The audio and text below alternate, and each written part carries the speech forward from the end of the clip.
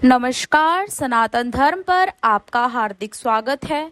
मैं आशा करती हूँ आप सभी लोग स्वस्थ होंगे। यदि आप हमारे चैनल पर नए हैं और धार्मिक वीडियोस को देखना पसंद करते हैं तो हमारे चैनल को सब्सक्राइब करना बिल्कुल भी ना भूलें।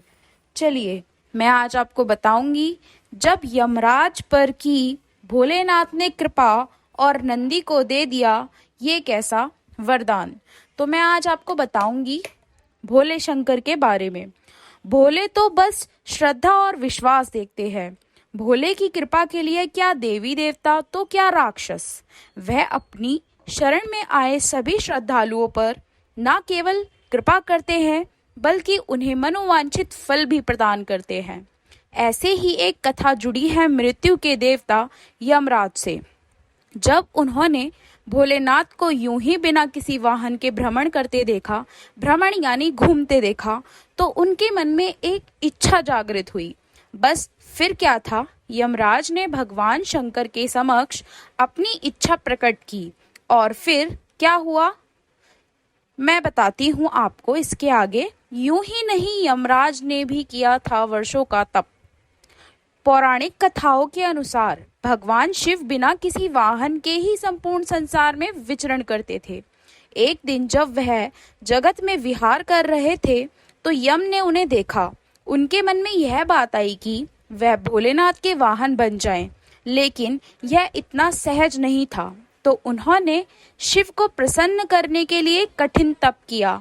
यम के तप से शिव शंभु प्रसन्न हुए और उन्होंने यम को बैल रूप में अपना वाहन बनाना स्वीकार किया। भोलेनाथ ने बैल रूप को इसलिए चुना क्योंकि बैल अत्यंत भोला होता है। उसके मन में किसी भी प्रकार का छल कपट नहीं होता। यही वजह है कि भोले बाबा ने बैल यानी नंदी को अपना वाहन नियुक्त किया। यही नहीं, शिवजी ने नंदी को अपना प्रधान सेनापति भी बनाया। कहा जाता है कि भगवान शिव की सेना नंदी बाबा के कहने पर ही चलती है। भोलेनाथ ने ऐसे दिया मुनि को पुत्र प्राप्ति वरदान। पौराणिक कथाओं के अनुसार पुरातन काल में एक शिलाद नाम के एक ऋषि हुए जो कि पूर्ण रूप से प्रभु की पूजा में लीन रहने लगे थे। ऐसे में परिवार के लोगों को उनके वश में चिंता हुई। यह परेशानी लेकर सभी उनके पास पहुंचे और गृहस्थ जीवन में वापस आने का निवेदन किया। हालांकि वह नहीं माने, लेकिन उन्होंने जन्म मृत्यु से परे संतान प्राप्ति के लिए देवराज इंद्र की पूजा की। इंद्र प्रसन्न हुए तो लेकिन ऐसी संतान का आशीर्वाद देने में असमर्थता जाहिर की। जब इंद्रदेव से इच्छा मुताबिक संतान प्राप्ति का आशीर्वाद नहीं मिला तो शिलाद मुनि ने शिव की पूजा की। उनसे कठोर तप से शिव अत्यंत प्रसन्न हुए और स्वयं उनकी संतान के रूप में जन्म लेने की बात कही। कथा मिलती है कि एक दिन शिलाद मुनि खेत जोत रहे थे, तब उसी भूमि पर उन्हें एक बालक मिला। वह उसे घर ले आए और उसका नाम नंदी रखा।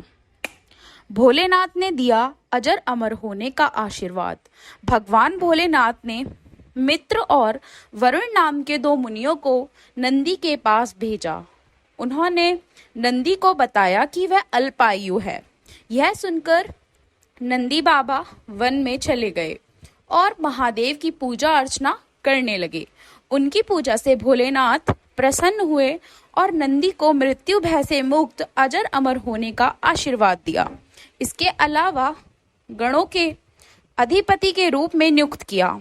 कथा मिलती है कि जब असुरों और देवताओं के बीच समुद्र मंथन चल रहा था और उसमें से विष निकला था तो उसे शिव ने धारण किया था, लेकिन विष पान के दौरान कुछ बूंदें जमीन पर गिर गई थी और उन्हें नंदी ने अपनी जीभ से चाट लिया था। नंदी के इस भाव पर भोले अत्यंत प्रसन्न हुए। इसके बाद भगवान ने नंदी को अपने सबसे बड़े भक्त की उपाधि दी। साथ ही उन्होंने कहा कि जो शक्तियां उनकी हैं वह नंदी की भी हैं। भोलेनाथ की कृपा पाने को ज्ञान स्वरूप तय और विष की बूंदे को चाटने की पवित्रता नंदी बाबा की महिमा को और भी बढ़ा देती है। इनसे लगाई गई अर्जी कभी खाली नहीं जाती। भोले बाबा ने नंदी को यह आशीर्वाद दिया था कि उनकी पूजा से पहले नंदी की पूजा की जाएगी।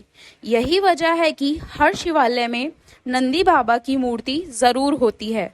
यही नहीं, यह भी मान्यता है कि यदि आपको भोलेनाथ जी से कुछ मांगना है और अपने नंदी बाबा के कान में सच्ची श्रद्धा, पवित्रता और अटूट निष्ठा से अपनी बात कह दी है तो ये भोलेनाथ तक जरूर अर्जी पहुंचा देते हैं।